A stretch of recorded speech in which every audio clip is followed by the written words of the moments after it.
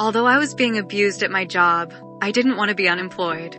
Although I knew I was probably going to get rejected, I wanted to talk to that woman.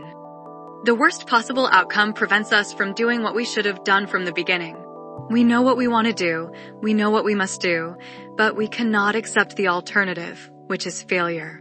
And so, we either stay in our comfort zones or we stubbornly remain in a bad situation. I needed to quit my job, but I didn't want to be unable to make an income. And so, I stubbornly stayed, further traumatizing myself and growing in resentment to the point of wanting to buy a gun and kill those who abused me or kill myself. I thought that if I left, besides being unemployed, I would be considered a coward and further fall into ridicule. And all my fears were correct. But to be honest, I'd much rather be in this bad situation than in that awful one. Yes, that woman rejected me and humiliated me further by telling everyone, but at least now I know. I don't have to live my life wondering if I had said something back then would we be together right now. When I hear people say that your problems are your fault, it bothers me. I villainize them. I think they have no compassion for others. I think they're speaking from a place of privilege. Since not everyone gets to have their intellect, personality, good looks, family, or money. However, they're right. Your problems are your fault. If the only solution to end a bad situation with people is by becoming homeless, then become homeless. If the only solution to end a bad situation with people is by committing murder or suicide, then don't do it because God's real. Always try to find a solution that does not break the 10 Commandments.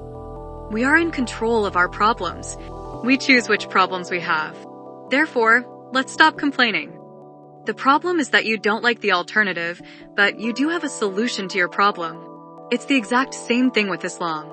I either turn or they will kill me. Kill me, then. Kill me, then. Then what?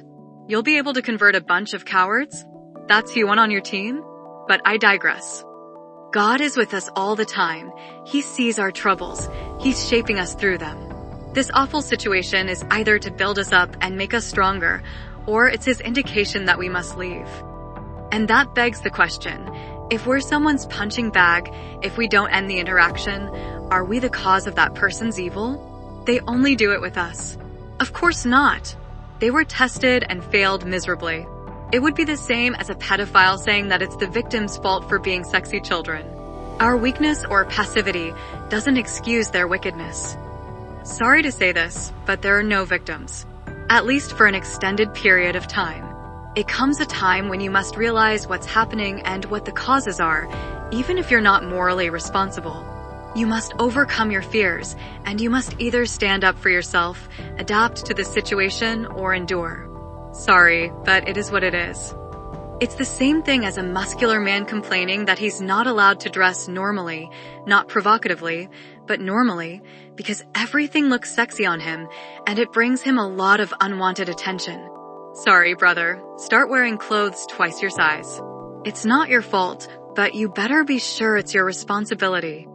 You're not the culprit of other people's evil. However, when it's raining outside, you better bring an umbrella. Judgment Day will come for us all, and those who abuse their power will spend eternity being abused. The worst is the best that can happen to you. Because realize this, if you're considering murder, suicide, being homeless, divorce, or whatever, it's an indication of how bad the situation truly is. If a 10-year-old just stayed home becoming homeschooled and accepted being seen as a weirdo by the other kids, he wouldn't have killed himself because of the terrible bullying he went through. There's this terrible virus ingrained within us that either we are accepted by people, even if they're awful, or there's no point in living. No, forget them. Just walk away. They only have the power that we give them. Become a hermit. Become a social outcast. Who in their right mind wants to spend time, be accepted, or worry about the opinion of such people? Sometimes you're the problem, and other times they are the problem. And just because they're the majority doesn't make them right.